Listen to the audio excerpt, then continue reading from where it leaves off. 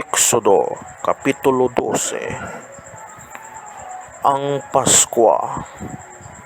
Amo ini ang ginhambal sang Ginoo kay Moises kag kay Aaron sa duta sang Ehipto. Ini nga bulan amo ang manginahauna nga bulan sang tuig para sa inyo.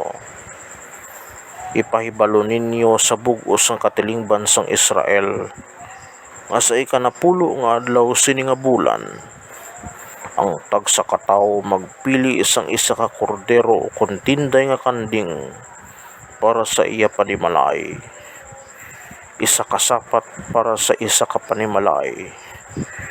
Unang isa ka panimalay ta makajutay kag hindi makaurot sa isa ka bilog. Siya kag ang iya kaingod suno sa ila kadamuon magtingob kag magkuha sang isa ka kordero o kun tinday nga kanding.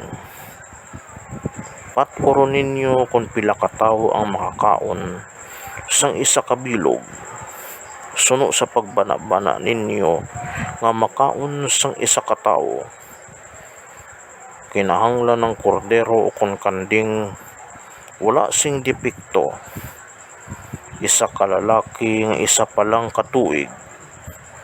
Magpili kamo sa karnero o kun sa kanding.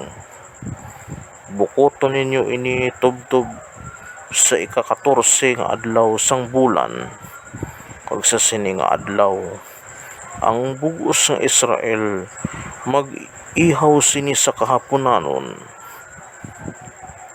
Dayon magakuha sila sing dugo kag ila ipalhit ini sa mga bakalan sang puwerta kag sa ibabaw sang puwertahan sang mga balay sa diin pagkakauno nila ang kordero o kun kanding. Sa sina nga gabi litson nila ini kag kauno nila upod sa tinapay nga wala sing libadura kag sa mapait nga mga tanom. Hindi ninyo pagkaunon ini nga hilaw o kun linaga, kundi litson ini nga bilog upod ang iya ulo, mga tiil kag mga kasudlan. Uroton ninyo ini sing kaon kag kun may mabilin gid man sa aga, sunugon ninyo ini. Sa inyo pagkaon sini magwagkos kamo sang inyong mga hawak kag magsuksok sang inyong mga sandalyas kag maguyat kamo sang inyong mga sungkod kag kauna ninyo ini sing dali-dali. Amo ini ang piyesta sang Paskwa sang Ginoo.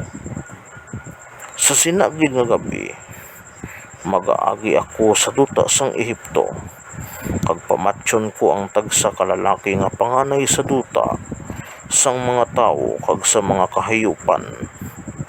Silutan ko ang tanan nga Diyos sang Ehipto. Ako amo ang Ginoo. Ang dugo amo ang tanda sa mga balay nga inyo ginapuy-an.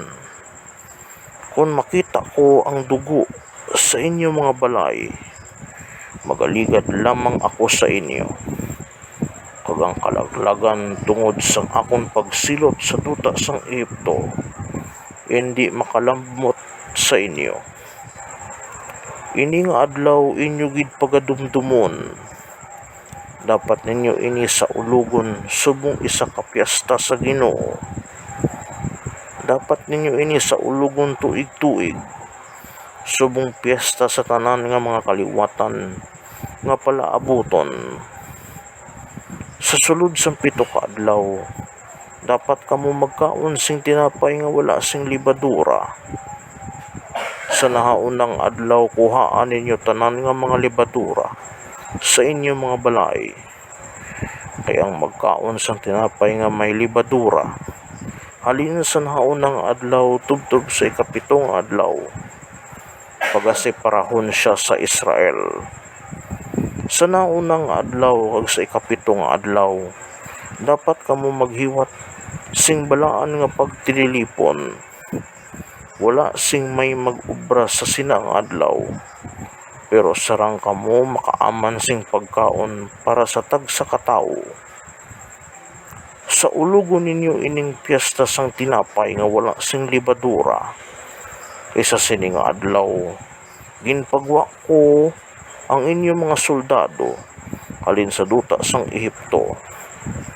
Sa ulugon ninyo ini nga adlaw subong piyesta, tuig-tuig sa tanan nga kaliwatan, halin sa kahaponanon sang ika-14 nga adlaw, tubtob sa kahaponanon sang 21 nga adlaw sang nauna nga bulan. Dapat kamo magkaon sang tinapay nga wala sing libadura. Sa sulod sang 7 ka adlaw, wala sing libadura nga makita sa inyong mga balay. Kay ang magkaon sang tinapay nga may libadura, tumandok man siya o kung dumuluong, pagasiprahon siya sa katilingban sang Israel. Hindi kamo dapat magkaon sang tinapay nga may libadura, kundi magkaon kamo sang tinapay nga wala sing libadura sa inyong mga balay. Ginpatawag ni Moises ang tanan nga pangulo sang Israel, kaginsingganan sila. Lakat kamo ka magpili sang kordero o kontinday nga kanding para sa inyong mga panimalay. Kag ihawon ini para sa Paskwa.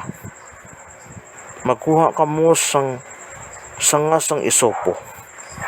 Itumoy sa dugo nga yara sa batiya.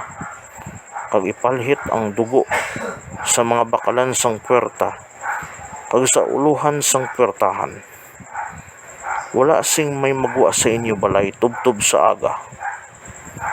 Kung mag-agi ang Ginoo sa bug-os nga Ehipto sa pagpatay sa mga Ehiptohanon, makita niya ang dugo nga napalhit sa uluhan kag sa mga bakalan sang puwertahan. Kag hindi niya pagtugutan ang manuglaglag nga magsulod sa inyo balay sa pagpatay. Tumana ninyo ini nga mga pagsulundan tuig-tuig. Subong tulumanon ninyo kag sang inyo palaabuton nga mga kaanakan. Kag sa inyo pagsulod sa duta nga ginsaad sang Ginoo nga ginhatag sa inyo.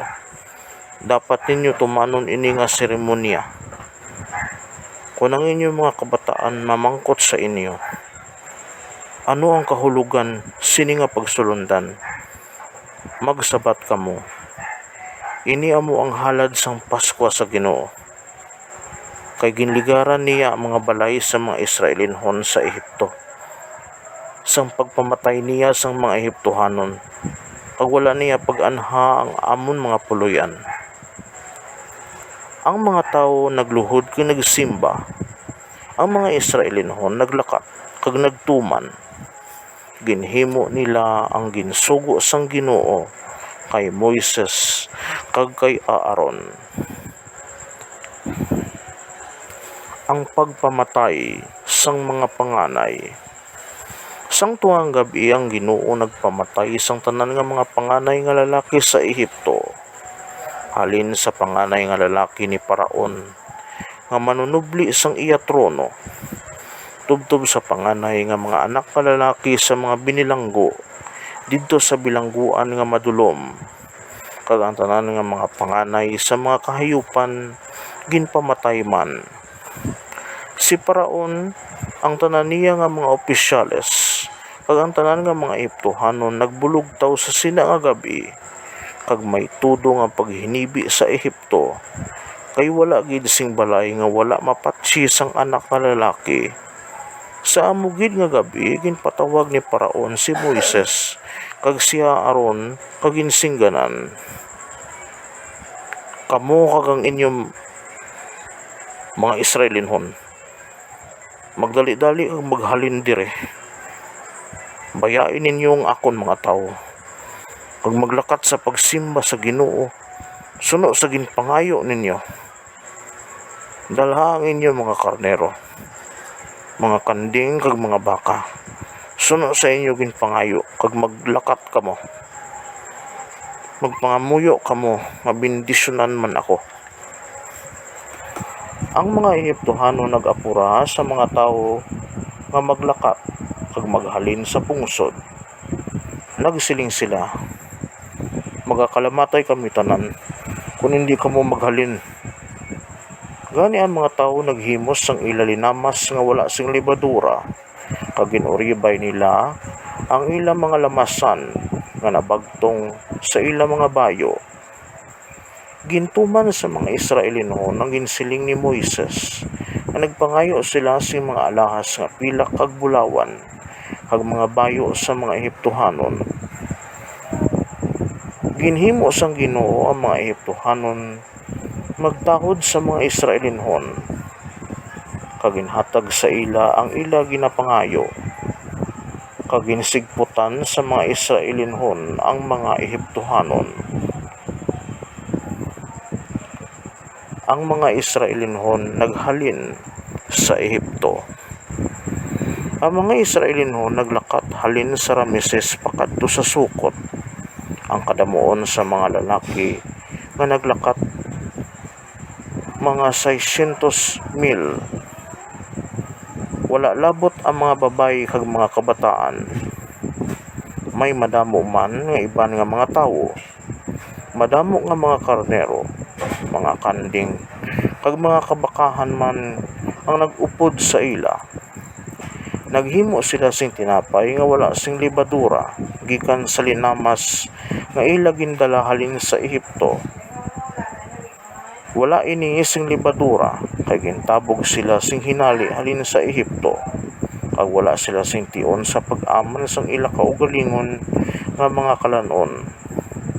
Ang mga Israelinhon nagpuyo sing 430 ka tuig sa Ehipto. Sa amugid nga adlaw sa katapusan sang 430 ka tuig, ang tanan nga mga hangaway sang Ginoo nagwa sa Ehipto. Amo ini ang gabi nga ang Ginoo nagbantay sa ila agud makagwa sila sa Ehipto. Amo man ini nga gabi nga ginpain para sa Ginoo sa tanan nga mga kaliwatan sa mga Israelinhon nga ila dapat sa ulugon. Mga pagsulundan na hanungod sa Paskwa. Ang Ginoo nagsiling kay Moises kag kay Aaron. Amo ini ang mga pagsulundan sa Paskwa. Wala sing dumuluo nga magkaon sini. Pero ang tag sa kaulipon nga ginbakal, makakaon sini sa tapos siya matuli. Wala sing dumuluong o kung sinuhulan nga obrero nga makakaon sini. Dapat ini kaunon sa isa ka balay. Hindi ninyo ini pagdalon sa gwa sang balay, ag hindi ninyo pagbalion ang iya sinitulaan. Ang bugos ng katilingban sang Israel dapat magsaulog sini nga piyesta. Kung may dumuluong nga nagapuyo upod sa imo, kag luyag magsaulog sini nga Pasko sang Ginoo, imo anay tulion ang tanan nga mga lalaki sa iya panimalay. Dayon makabulog siya sa inyo sa piyesta. Dapat siya kabigon subong tumandok nga Israelinhon, pero wala sing di tinuli nga makakaon sini.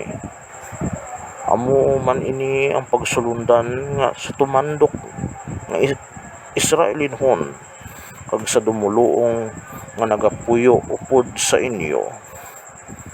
Gintuman ini sang tanan nga mga Israelinhon kag ginhimo nila ang insugo sang Ginoo kay Moises kag kay Aaron. Sa amugid nga adlaw, ginpagwa sang Ginoo ang mga Israelinhon sa Ehipto nga padason ang ila mga hangaway. Mga kaabyanan, inyo bantayan ang masunod naman naton nga episode nga amo ang Exodo Kapitulo 13. Madamo gid. Salamat.